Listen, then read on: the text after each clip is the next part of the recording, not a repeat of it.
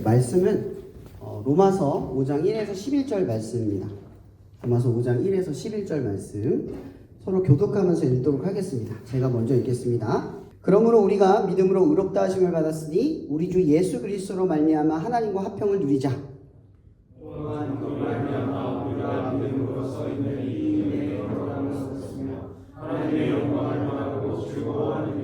다만 이뿐 아니라 우리가 환난 중에도 즐거워하나니 이는 환난은 인내를 소망이 우리를 부끄럽게 하지 아니함은 우리에게 주신 성령으로 말미암아 하나님의 사랑이 우리 마음에 부은 바 됨이니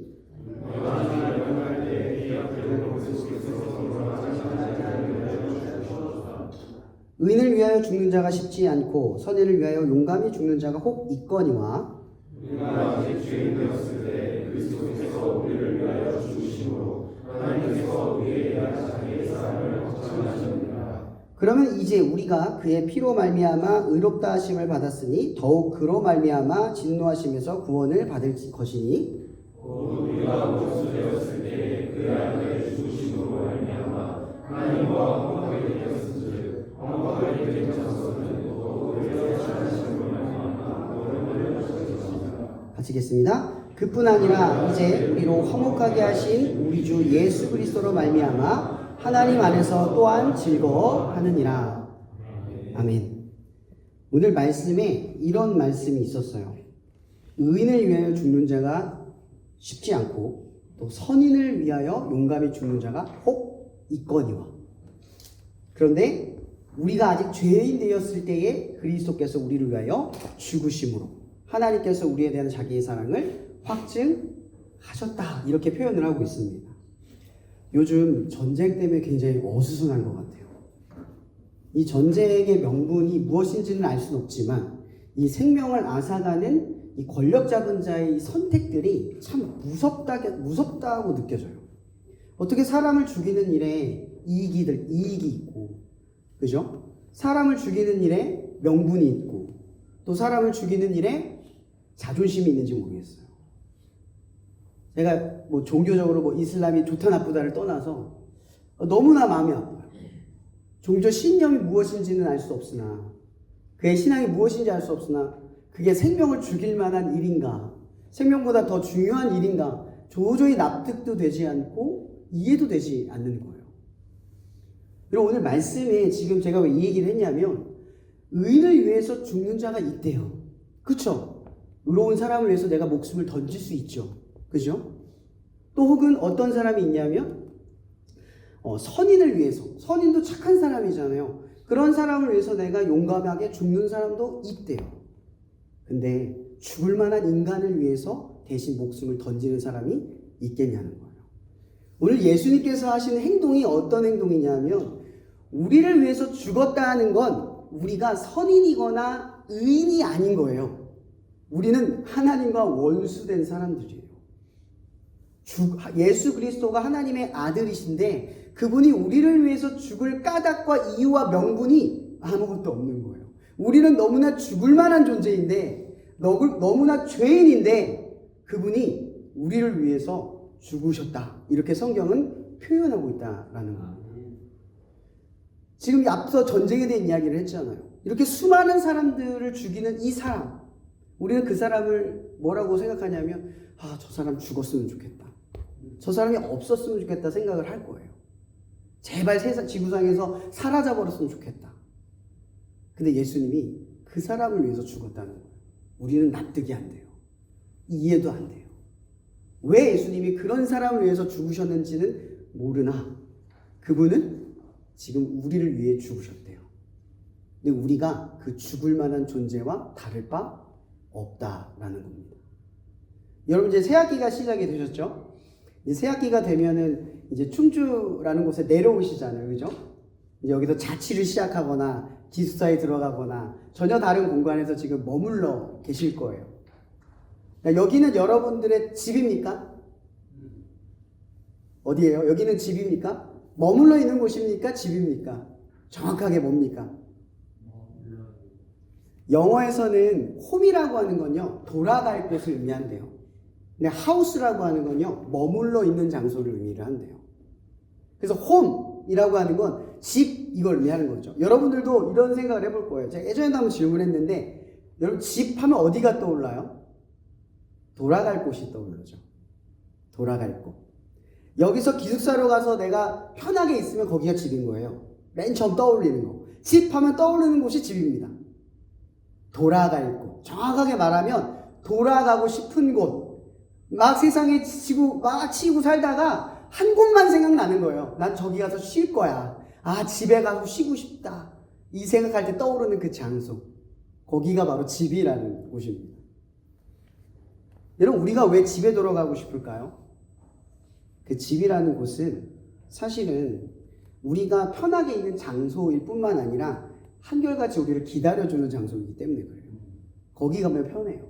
근데 집은 단순히 혼자 들어가는 공간을 의미하지 않아요. 보통 여러분 집 하면 엄마, 아빠, 가족이 있는 곳을 의미해요. 왜냐하면 그 가족은 나를 언제나 용납해주고 나를 용인해주는 존재들이기 때문에 그래요. 그럼 밖에서 거지같이 살아가도요, 막 욕먹고 실수하고 실패하고 막 이래도요, 여러분 우리는 항상 어디를 갑니까? 집에 갑니다. 집에 가면 회복이 일어나요. 그리고 집만 가면 내 우울한 마음이 위로가 돼요. 일단 내 방을 들어가면 내 슬픔이 회복이 돼요. 바로 이게 집이라는 공간이 주는 힘이에요. 근데 왜 우리는 집에 돌아갈 수 있느냐는 거죠. 어떤 사람들은 집에 못 들어갑니다. 집에 가면 뭐 취업 언제 하냐, 그죠? 힘든 얘기 죄송합니다. 너 성적 얘기하고, 그죠? 너 어떻게 살려고 그러냐, 이런 말 하기 시작하면 집에 가고 싶어요? 저기서 집에 안 가고 밖에서 배회하다 들어가시죠? 그러면 삶이 고단해지고 힘들어지기 시작합니다. 그죠? 맞죠? 여러분 회개라는 단어가 뭐예요? 정확하게 돌이키다라는 뜻이잖아요. 여러분 우리가 회개할 수 있는 이유, 제가 예전에 한번 회개에 대해서 설교한 적이 있어요. 우리가 회개할 수 있는 이유는 뭐라고 했죠? 우리의 죄를 깨달았기 때문입니까? 우리는 그 정도로 훌륭하지 않습니다. 누가 지적하면 기분이 나쁘지, 내 자존심 내려놓고 내가 잘못했어 이렇게 깨닫는 긍정적인 사람 전혀 없습니다. 여러분 하루에도 여러분 삶에 지적하는 사람 지나가면 어때요? 지가 뭘 한다고 이렇게 표현하지 않겠어요? 그죠? 우리는 연약합니다. 그럼 우리는 어떻게 죄를 알까요? 어떻게 돌이킬 수 있을까요? 돌이킬 수 있다는 건 뭐냐면요, 오늘 말씀에 나오는 거예요. 그분이 우리가 죄인이었을 때 죽으셨대요. 원수 되었을 때 죽었대요. 이 얘기는 우리가 어떤 짓을 하든 무엇을 하든 우리가 돌이킬 수 있으면 무조건 그 문이 열려 있다라는 뜻입니다. 우리가 회개할 수 있는 이유는요, 죄에 대한 자각과 반성, 율법, 말씀 그런 거 열심히 했기 때문에 그런 게 아니라 하나님의 용서를 경험했기 때문이에요. 내가 주님 죄송해요, 자 이제 주님께 돌아갈게요, 돌아가고 싶어요 외치면 우리의 과거의 그 어떤 것과 상관없이 항상 그 문이 열려 있다는 걸 경험해서 그래요. 만약 여러분들이 회개를 하는데 용서받지 못할 거라는 걸 알고 어떻게 회개를 하겠어요? 내가 회개를 해도 주님이 안 받아주실 거라고 생각이 들면 어떻게 주님의 교회에 가서 주님께 기도할 수 있겠어요? 우리가 주님 앞에 기도하는 건요, 주님이 언제나 우리를 받아줄 거라는 믿음 때문이라는 거예요. 그게 집이라는 거죠. 집. 그래서 오늘 주제를 이렇게 지은 거예요. 한결같다. 하나님의 한결같다. 여러분 한결같다라는 게 뭐예요? 변하지 않고 계속 항상 그 모습 그대로 나를 바라보고 주님은 그 모습 그대로 살아가시는 분, 그걸 의미를 하는 거예요. 내가 옆에서 뭘 하든 요동을 치든 격분을 시키든 그분을 흥분하게 만들든 죄를 크게 짓든 어떻든 간에 그분이 요동하지 않고 그 마음을 유지하고 버티셔서 우리를 언제나 받아줄 수 있는 그 관용과 성품이 풍성하다는 걸 의미한다라는 거예요. 여러분 이게 집이에요. 여러분 우리가 하나님 앞에 돌아갈 수 있는 가장 큰 이유는 주님이 한결같아서입니다. 그럼 방학 동안에 열심히 우리 교회 섬기시고 오셨잖아요. 그죠? 교회도 많이 섬기고 기도도 많이 하고 은혜 많이 받으셨죠? 못 받으셨나요? 은혜도 많이 받고 많이 섬기고 오셨을 거예요. 많은 결단과 고민과 결심을 하고 오셨을 겁니다. 그렇게 우리는 방학을 지나서 지금 이 시간을 도착을 했어요. 근데 여러분 그런 생각 한번 해봤어요? 방학 때 우리가 교회를 열심히 섬기기도 했지만, 하나님 열심히 믿기도 했고, 희생도 했고, 배려도 했지만, 근데 그 안에 죄는 없었나요? 그 안에 우리 마음은 한결같았나요? 주님을 떠난 적은 없었나요? 주님과 좀 멀어진 적은 없었나요? 주님께 돌이킬 수 없는 죄를 지은 적은 없었나요?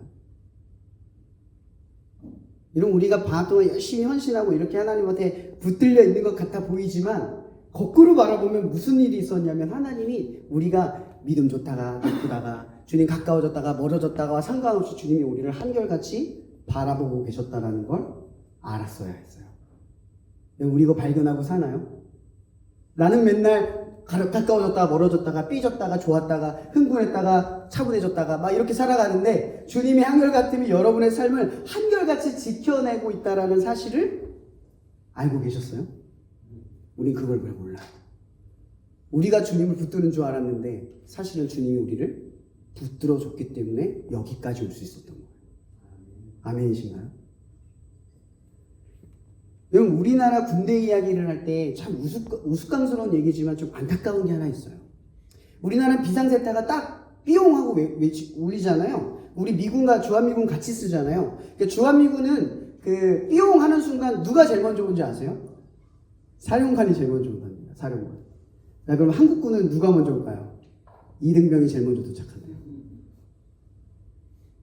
여기 우스갯소리지만 제가 왜 이 얘기를 하냐면요, 이런 주님은 이 주한미군과 같은 분이에요. 제가 미국을 옹호하는 거 아닙니다. 오해하시면 안 돼요. 무슨 얘기냐면, 주님은 우리를 책임져 주셔서 항상 우리보다 먼저 오세요. 비상사태가 생기면, 우리의 삶에 문제가 생기면 내가 주님을 붙드는 게 아니라 주님이 항상 그 문제 앞에 먼저 앞서서 나오셔서 우리를 책임져 주시는 분이라는 뜻이에요. 사실은 이 신앙생활이라고 하는 건요, 내가 이 믿음 생활을 책임지는 게 아니라 하나님이 나의 삶을 책임져 주고 있다라고 하는 이 믿음을 갖고 살아가는 거예요. 여러분, 하나님 믿으세요? 어디까지 믿으세요? 저도 어디까지 믿느냐 여러분 다 못할 것 같아요. 근데 우리 알잖아요. 그죠? 우리 어디까지 믿어야 돼요? 다 믿어야 돼요. 그게 우리의 소원이잖아요. 모든 걸 믿고 싶은 게 우리의 열망 아니에요. 우리는 자꾸 잘 안 믿어져요. 다 믿어야 되는데 우리의 믿음은 항상 파편적이거나 아주 부분적인 믿음에 머물러 있을 때가 많아요. 근데 우리는 점점점 우리의 삶을 하나님께 맡기는 훈련을 경험해 가야 돼요. 여러분, 제가 이런 질문을 던지는 이유는 뭐냐면요, 여러분, 우리가 하나님을 믿는다라고 하는 건요, 하나님께 맡기고 행동함으로써, 실천함으로써 경험한다는 뜻이에요. 여러분, 어떻게 우리는 주님을 믿고 실천합니까? 주님에 대한 믿음을 가지고 출발하는 거예요. 그거 너무나 작잖아요. 그럼 믿음은 살아있어요. 경험하지 않으면 믿음이 있는지 없는지조차도 우리는 알 수 없어요. 주님을 믿을 만한 분으로 우리가 고백하는 건요, 단순히 신앙적인 고백으로 그게 옳기 때문이 아니에요. 제가 여러분들에게 여러분 주님을 믿습니까? 아멘! 그 답은 누구나 알아요. 모르는 사람 있나요? 근데 그 답을 알고 싶은 게 아니라 우리는 정말 뭐예요? 믿고 싶은 거잖아요. 그분을 믿을 만한 분으로 나를 맡길 수 있었으면 좋겠는 거잖아요. 그죠? 근데 잘 안 맡겨지니까 우리도 맨날 시험 들고 자꾸 핑계대고 부분적인 믿음 가지고 요 정도만 하고 이 정도 믿음만 가고 그 이상의 믿음은 자꾸 드리지 않으려고 해요. 이런 믿음이라고 하는 건요, 하나님께 여러분의 삶을 맡기고 살아가는 거예요. 맡기고 살아간다는 건 눈 감고 낭떠러지 자전거 탈 때 처음 자전거 탈 때 부모님들이 보통 잡아주시잖아요. 혼자서 못 쓰잖아요. 그죠? 아빠가 딱 뒤에서 잡고 있으면 잡아준 줄 알고 쭉 가다가 아빠가 이제 몰래 놓는데 잡았는 줄 알고 가잖아요. 그게 뭐예요? 믿음이잖아요. 믿음. 자기가 혼자 타면 넘어지는 건 알지만 아빠가 잡아주면 안 넘어질 거라는 거, 혹은 다쳐도 아빠가 나를 지켜줄 거라는 걸 아는 거예요. 그래서 그러다 보면 아빠 없이도 자전거를 타는 때가 오기 시작을 해요. 이게 믿음이에요. 처음에는 조금 믿지만 결국은 우리가 다 맡길 때까지 우리의 믿음 생활이 계속 진전을 얻어가기 시작을 한다라는 거예요. 이 모든 게 뭐 때문에 가능하냐면 하나님의 한결같은 마음 때문에 가능하다. 우리는 믿음이 적다가 크다가 주님을 의심하다가 또 다시 믿음을 갖다가 또 그분을 불신하다가 다시 그분을 잡았다가 다 주님께 갔다가 왔다가. 제가 이 말씀을 주제로 잡은 이유는 제 자신이 그래서 그래요. 그런 생각이 든 거예요. 저는 제가 믿음 생활을 지켜왔다고 자꾸 착각을 해요. 근데 돌아 보니까 나는 끊임없이 요동치는 삶이었어. 내 믿음의 정도였다라면 지금까지 못 왔을 것 같아. 주님이 요동하지 않으시니까, 한결같은 마음으로 나를 붙들어 주시니까, 내가 죄를 짓고 멀어졌다가 주님 안 보고 살아가다가 하나님의 일을 함에도 불구하고 하나님 없이 살아가다가 주님이 내 뒤에서 탄식하는 소리가 느껴질 수 있어서, 그리고 탕자의 비유처럼 내가 돌아오기도 전에 저 먼 발치에서 내가 돌아오는 걸 지켜보고 기다리시는 그분이 있다라는 사실이 자꾸 느껴져서 제가 이 신앙생활을 지켜갈 수 있다는 걸 깨닫게 돼요. 여러분, 우리 힘으로 되어지는 게 신앙생활이 아니에요. 하나님이 한결같은 마음으로 우리를 지켜주시기 때문에 가능하다라는 걸 믿는 것이 우리의 믿음입니다. 여러분, 로마서 5장 20절에 보면 이런 말이 있어요. 율법이 들어온 것은 범죄를 더하려 함이 아니라 그러나 죄가 더한 곳에는 은혜가 더욱 넘쳤나니 라는 말이 있어요. 죄를 많이 지은 사람이 은혜를 많이 경험한다는 뜻이 아니라 내가 하나님 앞에 얼마나 죄인인 줄 아는 사람이 하나님의 은혜의 크기가 얼마나 큰지를 알 수 있다는 뜻이에요. 내가 죄인인 줄 인정할 수 있는 사람이 하나님의 은혜가 얼마나 큰지를 반대로 고백할 수 있는 사람이라는 뜻이에요. 여러분, 주님의 한결같은 마음은 우리의 한결같이 못함을 깨닫게 합니다. 아멘. 그래서 우리는 은혜 없이 한순간도 살아갈 수 없는 존재라는 걸 인정하게 만듭니다. 아멘. 여러분, 예수님은 우리를 위해 죽으셨습니다. 우리는 주님의 원수입니다. 매일 원수처럼 살아갑니다.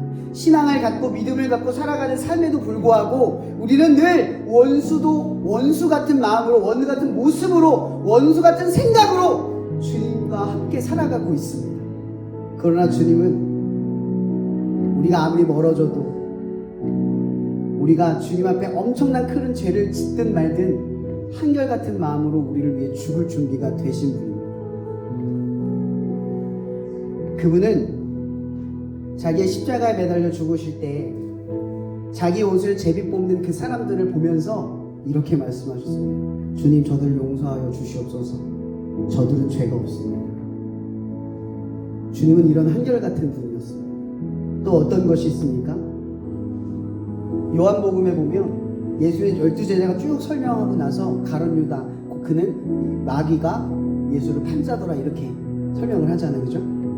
근데 그 바로 밑절에 뭐라고 되냐면 주님이 끝까지 사랑하셨다 이렇게 표현하고 있어요. 배신할 줄 알았는데, 죄를 지을 줄 알았는데 끝까지 사랑했다라고 표현을 하고 있어요.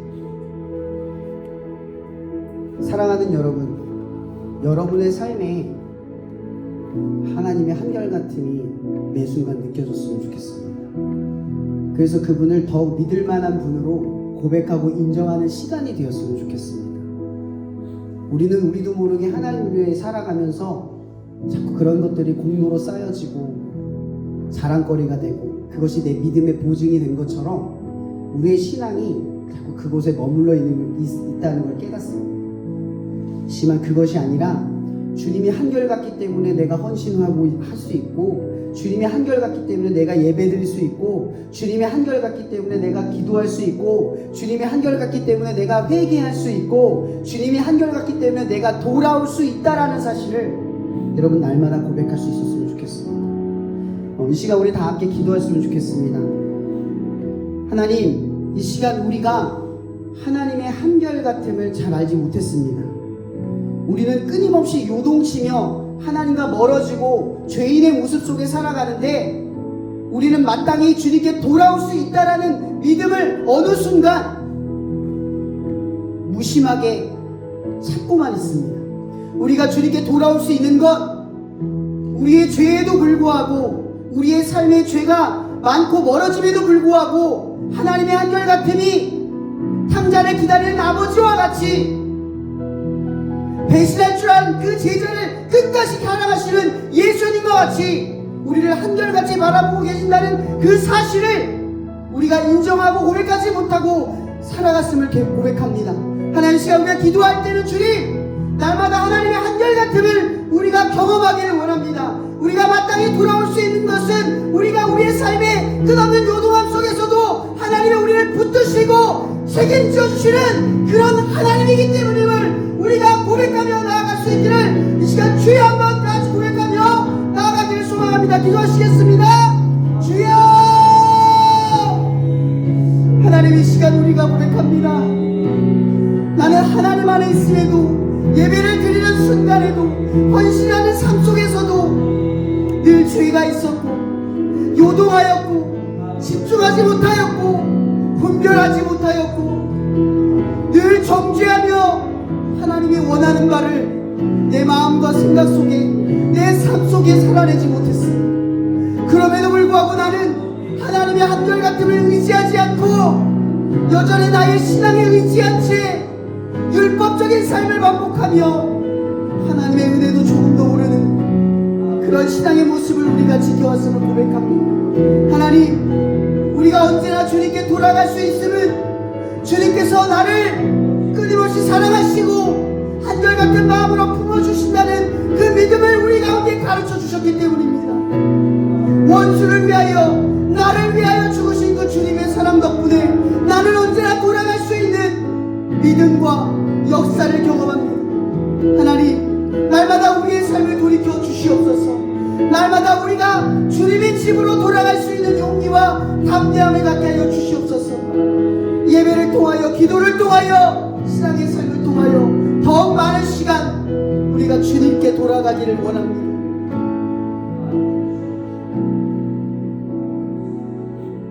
이 시간